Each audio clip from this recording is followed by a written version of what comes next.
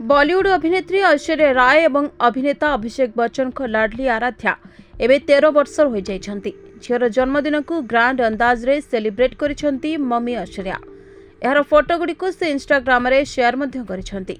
आराध्या को 13तम जन्मदिन नवेम्बर 16 रे पालन करा जायतिला। एबे दुनिया को जन्मदिन रो झलक देखाइछंती ऐश।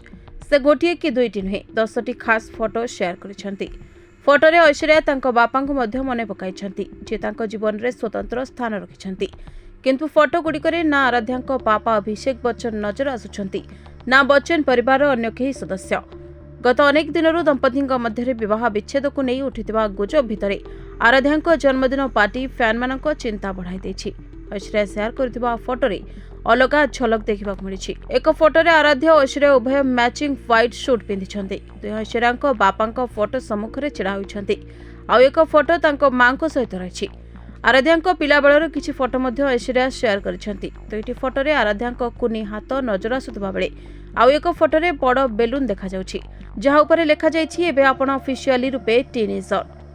प्रथम फोटोरे आराध्या एक झिलमिल ड्रेस पिंधि जन्मदिन पार्टी रे मां को सह पोज देथिबार देखा जाउछंती।